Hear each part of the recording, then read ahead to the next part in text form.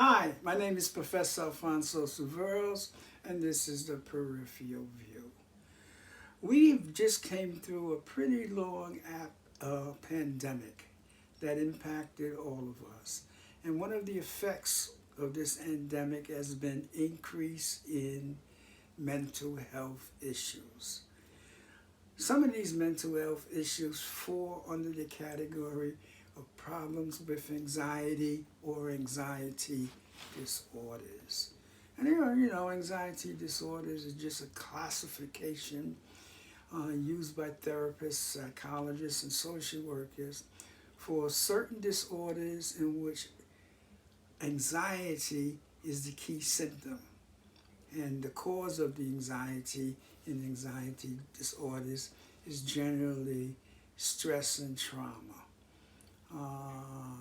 There are a number of different types of anxiety disorders, like generalized anxiety disorders, obsessive compulsive disorders, post-traumatic stress disorder, and so forth.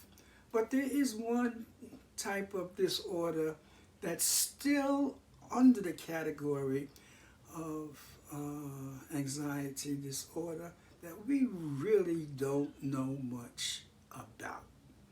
It just doesn't fit. It's called conversion disorder. And conversion disorder is an old term. And it was initially referring to psychological stress or trauma that's converted to physical symptoms. Psychological stress or trauma that's converted to physical symptoms.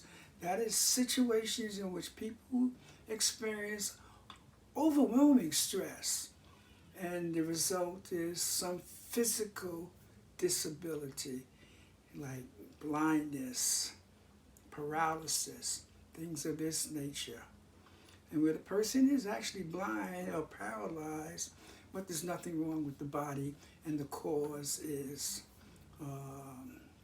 purely driven by stress and anxiety. Well, we have taken our understanding of conversion disorder to address issues that relates to seizures, psychogenic, non-epileptic seizures. Now understand what a seizure is. A seizure is like an electrical storm in the brain. Now, our brain is composed of over 100 billion neurons, and they communicate electrically and chemically, electrochemical activity. Everything we do or experience, there is some electrochemical activity in some area of the brain. When there's seizures, like me talking right now, the area of the brain that controls my ability to speak, if you were to look at it under an MRI or a CAT scan, you would see activity of neurons, electrochemical activity in those areas when I'm talking. When I stop talking, that activity ceases. Now, we're trying to get a real good grip on this brain because it's the last frontier. So a person is born with about 100 billion neurons, and these are the brain cells in which are part of that electrochemical activity. So a seizure is that when in parts of the brain, the electrochemical activity just turns on like an electrical storm in major areas of the brain for no apparent reason. And the activity of the brain occurs and it becomes overwhelming. It's abnormal brain activity. That's what a seizure is. So when you look at the issue of psychogenic non-epileptic seizures, we call them now functional neurological seizures. That's the technical term that's used. The most important thing to understand is that it's a seizure in which there's no abnormal brain activity. Now, it's almost hard to understand because the very definition of a seizure is abnormal brain activity. But these functional neurological symptom disorders, there are no abnormal brain activity. So it is hard to put our finger on what actually happens to individuals that have non-epileptic seizures. Their body will have the same reaction, the same kind of movement, loss of control as anyone having a seizure. But their brain is operating normally. With someone who has epilepsy, the brain is operating abnormally. Now, one or two things are happening there. One thing is that the possibility is that there are activity in the brain that we just can't detect now. Our science and technology has not gotten to the level of truly understanding this mind-body connection. And I say mind because mind is what the brain does. So it's truly understanding that brain-body connection. That's one possibility. Another possibility is that these seizures occur completely separate from the brain. In other words, the activity of the body separates itself from the activity of the brain. We know that non-epileptic seizures are real. And they're not always caused by stress and anxiety. They can be caused by stress and anxiety, but not necessarily so. The truth of the matter is, we're not absolutely sure what causes. It could be some unconscious issues that we are not capable of identifying or have not identifying. But these are people who suffer from these seizures, look like they're having a regular seizure, but if they're taken to the emergency room and they do a EEG of the brain, it'll show normal activity. But if you look at it, the body is having this abnormal behavior, non-epileptic seizures.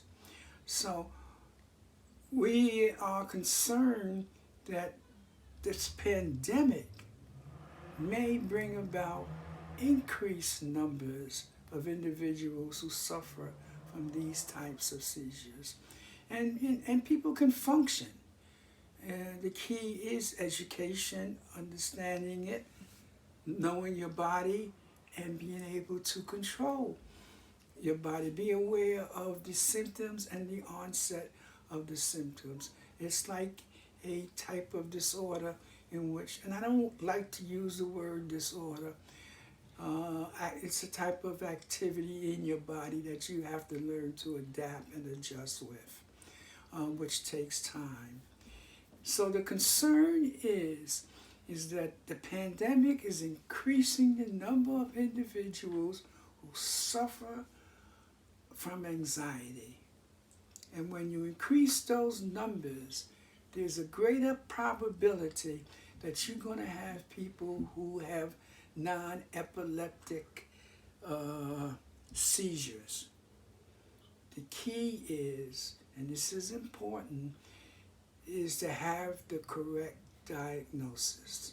Many doctors will see the seizure and classify it as some type of epileptic seizure, in which it is not.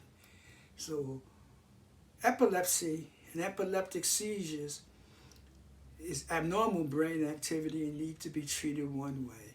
Non-epileptic seizures are normal brain activity and needs to be treated differently. We haven't put our hands on the best method to treat non-epileptic seizures because we truly don't understand what causes it. We have some idea of some possibilities. And it is connected to the brain, but in a way that we have not been able to identify and measure. And that's the key. So it makes people who have this type of disorder confused, misdiagnosed, and wondering what's going on. Because when you suffer from a symptom or symptoms that debilitate you, like seizure-like behavior, and you don't know the reason because they're telling you your brain is okay, it leaves the person in the dark. And so if you know anyone or aware of anyone that have seizures, make sure the distinction is between epileptic seizures and non-epileptic seizures. And then you can take it from there. I hope this has been informative. Thanks for watching. Until the next time.